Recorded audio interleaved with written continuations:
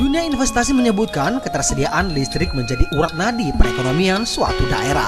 Maka tidak berlebihan salah satu tolak ukur utama dalam pertimbangan investor yakni ketersediaan pasokan listrik. Yang terjadi di kota Batam akhir-akhir ini mungkin hanya bersifat sementara. Namun pemadaman bergilir tetaplah mencoreng wajah Batam sebagai kota industri.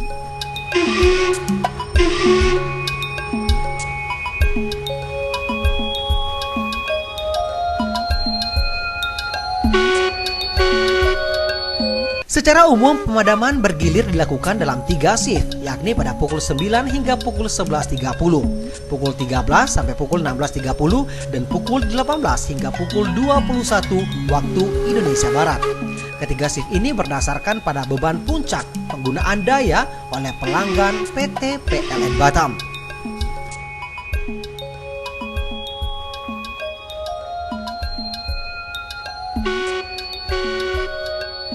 Agus Subekti, Senior Manajer Komunikasi dan Kelembagaan PT PLN Batam, dalam keterangan persnya menjelaskan dalam masa perbaikan PLTG Panaran, pihaknya terus mengupayakan solusi untuk meminimalisir pemadaman.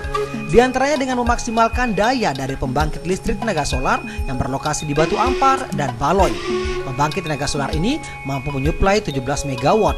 PLN Batam juga menyewa kelebihan daya dari pembangkit milik kawasan industri. Di antaranya dari kawasan industri Batamindo 10 MW, Panbil 6 MW, dan Tunas 5 MW.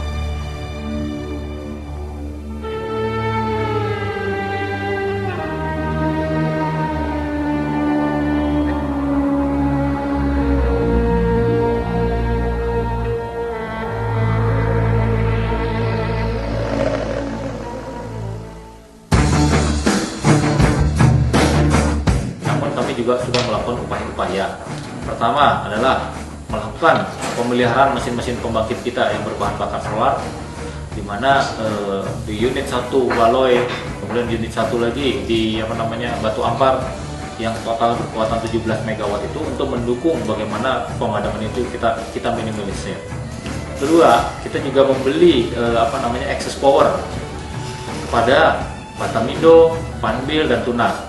Jadi untuk Batamindo kurang lebih sekitar 10 mega, untuk Tunas kurang lebih 6 mega, dan Panbil kurang lebih 5 MW.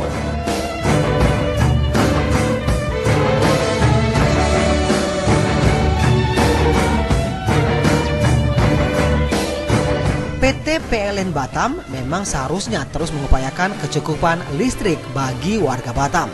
Terlepas dari statusnya sebagai perusahaan swasta yang bergerak di bidang ketenaga listrikan dan merupakan anak perusahaan PT PLN Persero, operasional dan wilayah kerjanya diatur dalam Undang-Undang Nomor 30 Tahun 2009 dengan penetapan tarif diatur dalam Peraturan Menteri Nomor 33 Tahun 2008.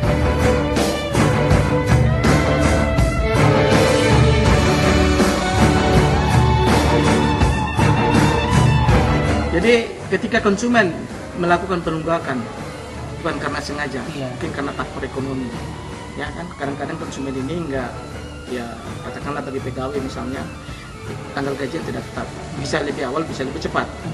Kadang-kadang mereka tak bisa bayar tepat pada tanggal 20 sesuai dengan limit ditetapkan oleh pihak PLN Batam. Nah ketika konsumen atau pelanggan ya melakukan penunggakan atas tegangan listriknya, maka pengambil tingkat PLN itu tidak pernah mengenal kompromi. Mereka langsung menjaga veteran konsumen, bahkan membongkar atau membuka MCB konsumen. Yang akhirnya dengan dibukanya MCB ini mengakibatkan terputusnya aliran listrik kepada konsumen. Otomatis MCB yang dibongkar itu rumah yang dibongkar MCB-nya tidak mendapat aliran listrik lagi dari PLN. Ini tentu merugikan konsumen. Dan juga ini melanggar Undang-Undang Konsumen Nomor 8 Tahun 95. karena konsumen kan dilindungi di sana. Nah, seharusnya PLN tidak boleh bertindak seperti ini. Kenapa? Ketika konsumen pelanggan meminta penyambungan listrik di rumah mereka pada awalnya itu, konsumen kan dibebankan namanya UJL, uang jaminan langganan, sesuai dengan klasifikasi besarnya KPA yang dipasang di rumah konsumen atau di ponsel konsumen itu. Nah, ketika konsumen menunggak, apa salahnya artinya UJL, uang jaminan langganan yang ada didepositokan di PLN itu dikompensasikan kepada tunggakan pelanggan.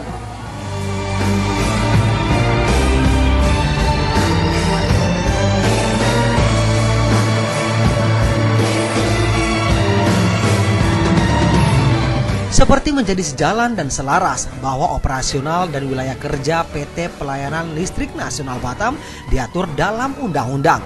Pun demikian, hak dasar masyarakat atas listrik yang juga dilindungi Undang-Undang Kelistrikan Nomor 30 Tahun 2010. Dari sisi bisnis, PT PLN Batam menyediakan listrik dan masyarakat Batam sebagai pelanggan membayar tagihan atas pemakaian daya yang digunakan.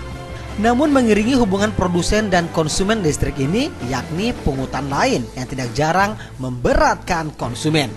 Kasus sebelumnya yang sempat menjadi sengketa konsumen terkait dengan info billing yang pengadaannya ditagihkan ke pelanggan di kisaran 1.000 hingga 1.750 rupiah dan berakhir di stop karena tidak memiliki kekuatan hukum serta memberatkan pelanggan. Menjadi konsumen di negeri ini memang dituntut untuk lebih cerdas dalam menerima setiap kebijakan dari produsen. Selayaknya konsumen mendapatkan informasi dari setiap rupiah yang dibayarkan. Benarkah kemudian muncul modus lain dalam tagihan yang dibebankan ke konsumen? Semisal tagihan listrik yang dibayarkan di loket kantor pos dan bank mitra PLN. Tetap bersama Semenanjung Fakta untuk melihat PT PLN lebih dalam segmen berikutnya.